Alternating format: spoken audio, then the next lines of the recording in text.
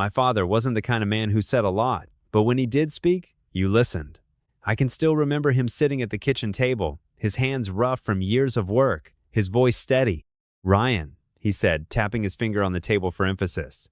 "Men of value don't tolerate disrespect, lies, or manipulation. Not from anyone, and sure as hell not from the woman they're building a life with. You treat her with respect. You love her with everything you've got. But the second she stops returning that respect, you walk away. You don't beg. You don't chase, you walk." At the time, I was maybe 17, too young and too stupid to really understand what he meant. But his words stuck with me. They followed me through college, through my 20s, through every bad date and failed relationship. And when I met Lindsay, I thought I'd finally found the woman my father was talking about, someone worthy of everything I had to give. Her name was Lindsay Parker back then. She was 5 years older than me, working as a physical therapist in a big orthopedic clinic downtown. I met her at a charity 5K in Balboa Park. She twisted her ankle at mile 2, and I stopped to help. She smiled through the pain, called me a knight in running shoes. And just like that, I was hooked. Lindsay was beautiful, striking, really. Chestnut hair that caught the sunlight, warm hazel eyes, and this confidence that pulled you in. She'd been married before, briefly, to some doctor who cheated on her while he was still a resident. She left him without a second thought and never looked back. That kind of strength, I admired it. When we started dating, she told me she'd been burned badly and didn't trust easily. So I made it my mission to show her she could. I was 24, fresh out of business school, and already climbing the ranks at a financial firm downtown. I worked like hell to prove myself, but I always made time for her. We married 2 years later, in a small ceremony on the cliffs in La Jolla. By then, I was already making more money than I knew what to do with. We bought a 2-water-story house in Carmel Valley, with a backyard big enough for the golden retriever she insisted on getting. A year later, we welcomed twin girls, Emma and Claire, and my world felt complete. That was 14 years ago. Now, at 38, I was CFO of the same firm that hired me out of grad school, overseeing billion-dollar contracts and managing a team of 60. Lindsay was still at the clinic, though she worked part-time now that the girls were off at UCLA. Our home was everything we dreamed of. White stucco walls, a backyard full of jasmine and bougainvillea, warm lights glowing through the windows at night. My office overlooked the Pacific, and on weekends we hosted neighbors for barbecues. People would joke about us being the perfect couple, and honestly, sometimes it felt like we really were. I used to catch Lindsay watching me at those parties, beer in my hand, laughing with friends, flipping steaks on the grill, and she'd smile like she couldn't believe her luck. And I'd smile right back because I felt the same way. We'd raised our girls to be strong and kind, just like their mom. Both were thriving in college, Emma studying law, Claire chasing a degree in design. They called me every Sunday like clockwork, and I'd hear that same warmth in their voices that I always heard from Lindsay. By any measure, I had it all. A beautiful wife who still turned heads when we went out. 2 daughters I was proud of, a career most men would kill for, and a home filled with laughter. Sometimes I'd catch myself thinking about what my dad told me all those years ago and feel almost smug. I'd done everything right. I'd chosen well. Built a family on respect, love, and loyalty. I believed I'd found the kind of marriage that could weather anything. Looking back now, I realized just how naive that was. Because even the strongest house can collapse if you don't see the cracks forming beneath the surface. It all started with a wedding and a merger. Carol, Lindsay's best friend since high school, was finally getting married after years of heartbreak. Carol's first husband had left her when she got sick, and it took her a long time to find happiness again. This wedding was more than just a party. It was a victory lap. Lindsay was her maid of honor, and she'd been helping plan it for months. I knew how much it meant to her. So when my firm called an emergency meeting in Chicago that same weekend, I did everything I could to push back. But there was no way around it. I'd just been promoted to CFO, and this $2 billion deal was hanging by a thread. The CEO himself called me into his office and said, "Ryan, this is yours to close. Don't screw it up." I came home that night ready to explain and ready to make it up to her.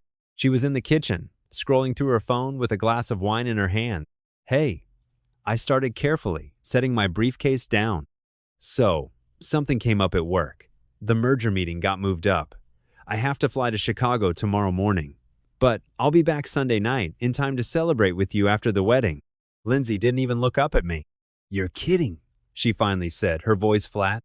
"I wouldn't joke about this," I said. "It's important, and there was no other way. I know it's bad timing, but it's more than bad timing, Ryan, she snapped, finally meeting my eyes. We've been planning this for months. I've been there for you every step of the way through all your late nights, all your deals, and now the one weekend I actually need you, you bail on me? Her tone cut deeper than I expected. I'll be back Sunday, I repeated, trying to stay calm. I know how much this means to you. I'll make it up to you. We'll take that trip you've been talking about, anywhere you want. But she just shook her head, her lips pressed tight.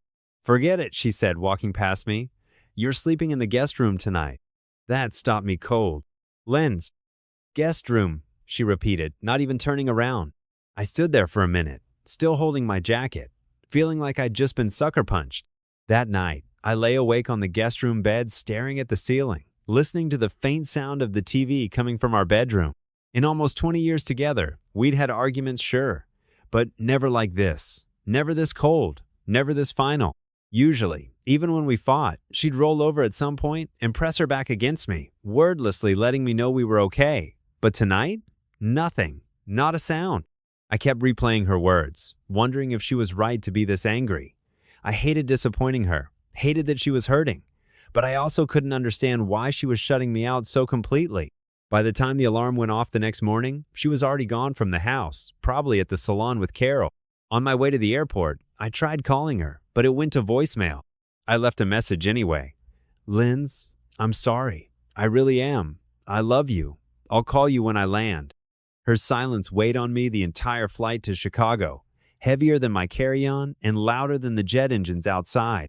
Something about it, the coldness in her voice, the look in her eyes, felt different this time, like a crack in the foundation of something I thought would always hold. Chicago was cold and gray when I landed that morning, the kind of damp chill that seeps into your bones before you've even made it to the terminal. I checked into the Marriott downtown, dropped my bag in the room, and sat on the edge of the bed, staring at my phone. Still no text from Lindsay. I told myself she was just busy getting ready for the wedding, helping Carol with last-minute details. But deep down, I could still feel that wall she'd built the night before. I spent the next couple of hours going over the deal documents, preparing for what was supposed to be the most important meeting of my career. Then, just after lunch, my CEO called. Ryan, he said flatly, the meeting's off. The other firm's CEO just lost a family member. Everything's postponed until next week. Book a flight home, enjoy your weekend. For a second, I just sat there staring at the phone, not sure whether to be relieved or irritated. Then it hit me, this was my chance. If I moved fast, I could make it back to San Diego before the wedding reception was over. I imagined walking into the venue, catching Lindsay's eye across the room.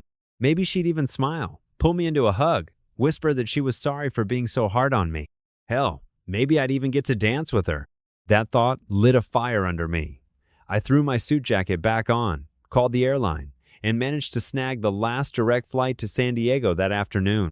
2 hours later, I was in a cab headed back to the airport, feeling more like myself than I had in days.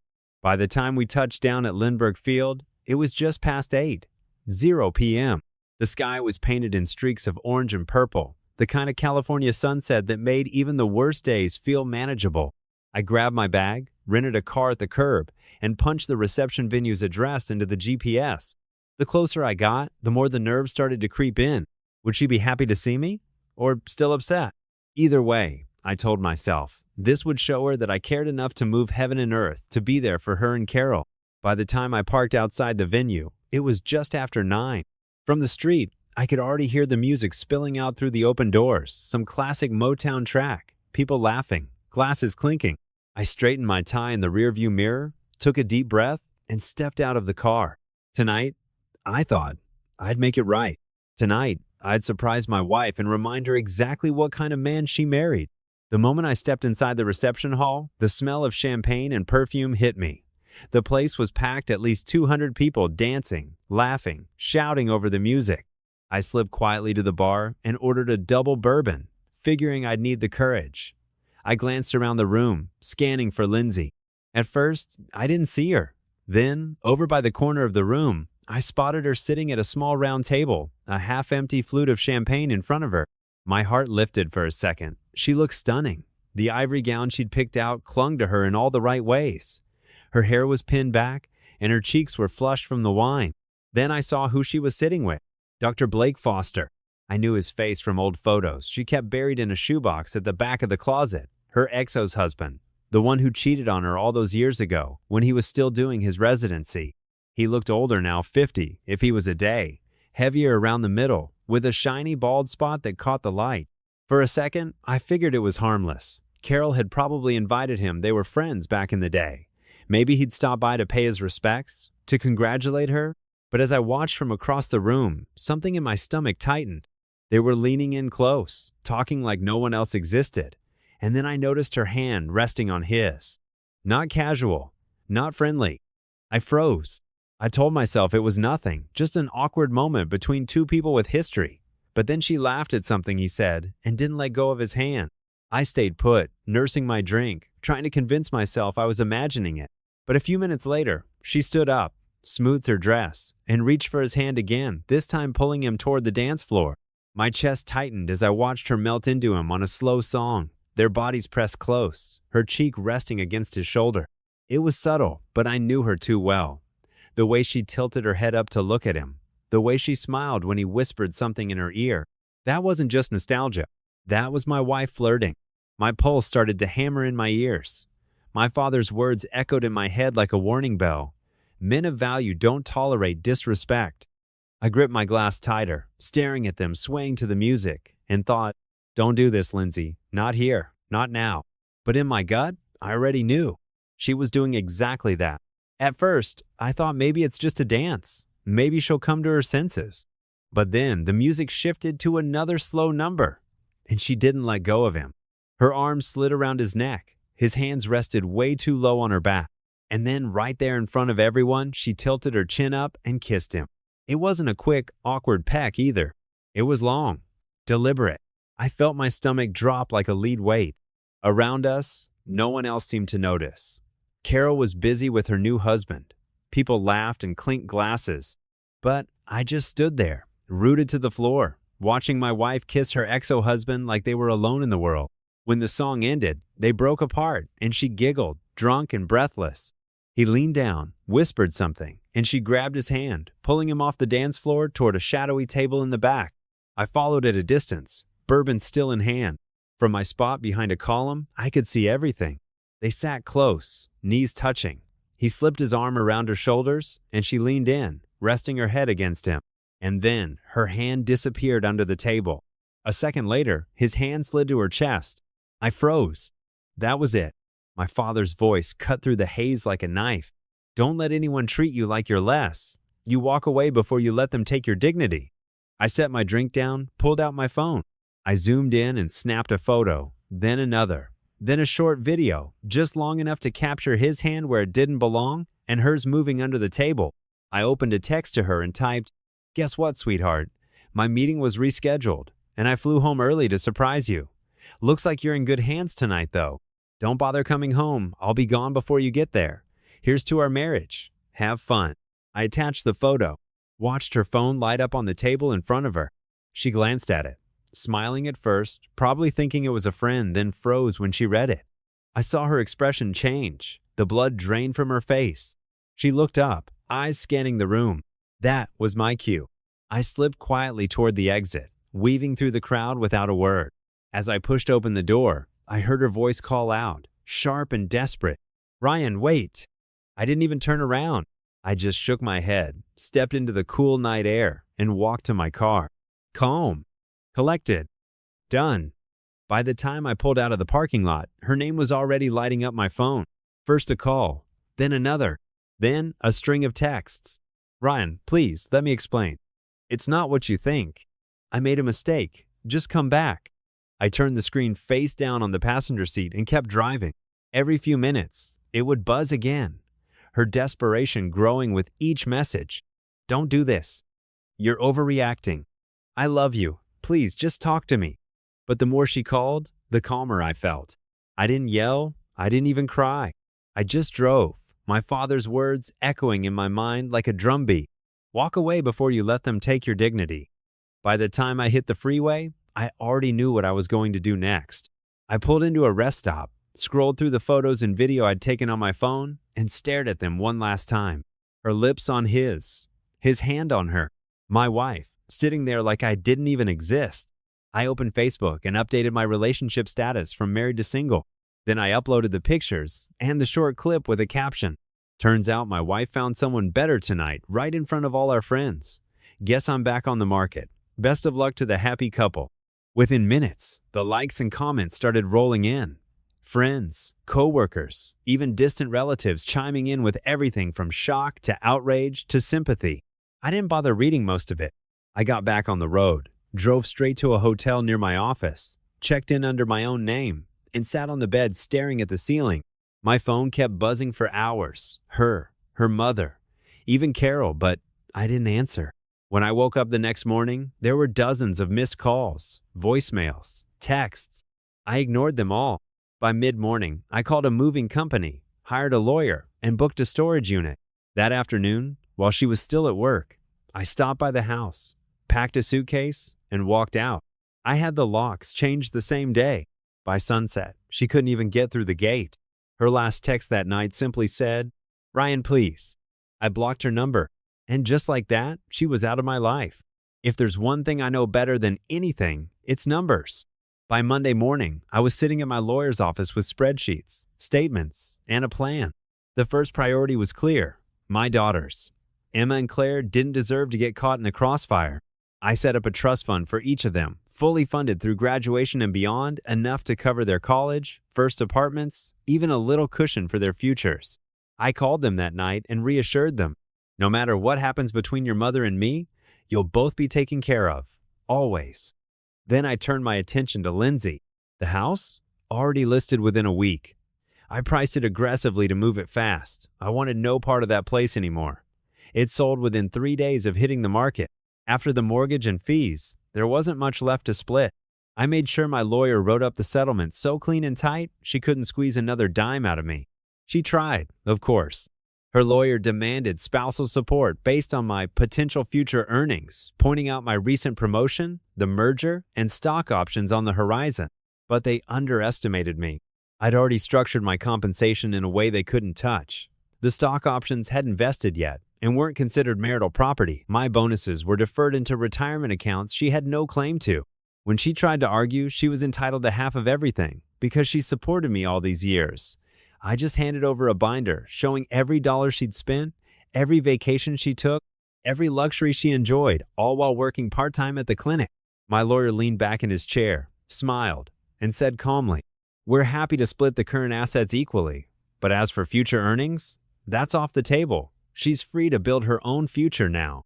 By the end of that meeting, she looked like she wanted to melt through the floor. In the final settlement, she walked away with her car, her personal savings, and her half of the leftover house proceeds just enough to scrape by. Not a penny more. I wasn't cruel. I didn't bankrupt her. But I made damn sure she'd feel the consequences of her choices every time she opened her checkbook. And when the judge banged that gavel and signed off on the papers, I shook my lawyer's hand, walked out of the courthouse, and smiled for the first time in weeks. She wanted her freedom. She could pay for it herself. After the ink on the divorce papers dried, I thought I'd need a long time before I could even think about being with someone again. But life has a way of surprising you when you least expect it. About 3 months later, I met Megan. It was at a charity gala. My firm was sponsoring the kind of blackety event I normally dreaded. She wasn't even supposed to be there. She was filling in last minute for a friend who'd gotten sick. I noticed her the second she walked in. Megan was 29, with auburn hair and a laugh that carried across the room. She didn't care about impressing anyone. When I introduced myself, she grinned and said, "Oh, you're the finance guy. Try not to bore me, okay?" That kind of spark? I hadn't felt it in years. We started dating soon after. She was different from Lindsay in every way, full of energy, brutally honest and genuinely kind. She didn't care about my title or my money. She just liked me. With her, there were no games, no silent treatments, no walking on eggshells. Within a year, we were married. The wedding was small, just close friends and family, and for the first time in a long time, I felt like the luckiest man in the room. My career kept climbing too. The merger I'd closed earned me a stock payout that set me up for life. I moved into a consulting role, mentoring younger executives and investing in startups on the side. We bought a house overlooking the ocean in Del Mar, modern, full of light, with a backyard perfect for kids. Speaking of kids 2 years into our marriage, Megan surprised me with the news. We were expecting, and not just one, twins. When our daughters, Sophie and Grace, were born, I couldn't stop smiling. Holding them in my arms reminded me of what really matters. Emma and Claire, now in their 20s, adored their baby sisters, doting on them every time they visited. My life, which had felt so broken that night at the wedding, was now more full than I ever imagined. A beautiful wife who truly loved me, 4 daughters who lit up my world, a career that let me provide without stealing my soul. Looking back, I realized I hadn't just moved on. I'd traded up in every way. Years passed, and life only got better. Emma and Claire finished college, both graduating with honors. By then, Sophie and Grace were toddlers, filling our home with laughter and chaos. Megan and I had built a beautiful life, the kind I used to dream about. I hadn't seen Lindsay in years, aside from brief, tense emails about the girls. But at Emma and Claire's graduation ceremony, there was no avoiding her. We were all seated on the football field under a blazing San Diego sun, the stage draped in blue and gold banners. Megan sat next to me, holding Sophie on her lap while Grace played with my tie. Emma and Claire spotted us in the crowd and waved, huge smiles on their faces. That's when I saw her, Lindsay. She was standing off to the side with Blake still heavier, still balding, now looking even older and more tired than I remembered. She wore a tight smile, but her eyes betrayed her. When she caught sight of me with Megan, with the girls, all of us laughing and clapping as the twins crossed the stage, her face fell. I could see it hit her, all the things she'd thrown away. Her gaze lingered on Sophie and Grace for a long moment, watching them giggle and climb into Megan's lap. Then she looked at Megan, still young, radiant, holding our daughters like she'd been born to do it. I almost felt sorry for her. Almost. Blake stood next to her, hands stuffed into his pockets, looking bored. He didn't even clap when the twins got their diplomas. After the ceremony, Lindsay approached me while Megan and the girls posed for photos with Emma and Claire. She kept her distance, but spoke softly, her voice shaky. "You've built a beautiful life," she said, her eyes darting between Megan and me. I nodded. "Yes, I have." She swallowed hard, staring down at the grass. I wanted to say I'm sorry," she whispered, "for everything. I thought I knew what I wanted that night. I didn't, and now—" She trailed off, her eyes glassy. I studied her for a moment, really studied her. The regret was written all over her face. I simply nodded again and said, "I forgave you a long time ago, Lindsay, but that doesn't mean I'd ever go back." Then I turned to Megan, who caught my eye and smiled, waving me over. Without another word, I walked back to my wife and children, leaving Lindsay standing alone in the crowd, watching the life that could have been hers. A few months after the graduation, Emma and Claire called me with a request. "Dad," Emma said, a little hesitant, "we know it's a lot to ask, but could you invite Mom to the family barbecue? Just for a little while. For us." I glanced at Megan, who raised an eyebrow but simply shrugged. She'd always been gracious, and I respected that about her. So I agreed. That Saturday, the backyard was full, kids running through sprinklers, the smell of burgers on the grill, laughter floating under the late afternoon sun. Megan was helping Sophie and Grace hang streamers, while Emma and Claire mingled with their college friends. And then I saw her, Lindsay. She stood just outside the gate, clutching a small gift bag, her posture unsure. Blake wasn't with her. I nodded toward her, signaling she could come in. She made her way across the yard slowly, eyes darting to Megan, who smiled politely, and then to me.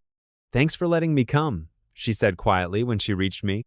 I studied her face. Older now, the regret etched deeper into her features. "You're welcome," I said simply. She glanced around, taking in the sight of my daughters laughing, Megan chatting with neighbors, Sophie and Grace chasing bubbles across the lawn. "You've done really well," she murmured. I nodded, looking her straight in the eye. "I forgave you a long time ago, Lindsay. As a person, I wish you nothing but peace. But as far as my life goes," I gestured to Megan, the kids, the house, "this is mine now. You don't get to be a part of it." Her lips trembled, but she managed a faint nod. "I understand," she whispered. I excused myself and walked back to the grill, Megan slipping her hand into mine as I passed her a plate. From the corner of my eye, I saw Lindsay standing alone for a few more minutes, watching everything she'd thrown away, then quietly slipping out the gate. I didn't stop her. The girls would always be hers too, but my life? That was mine now. As I flipped the burgers and Sophie wrapped her little arms around my leg, I caught Megan smiling at me. And in that moment, I felt it, the quiet triumph of a man who'd walked away with his dignity intact, his family whole, and his heart free. Some lessons you never forget. Men of value don't tolerate disrespect.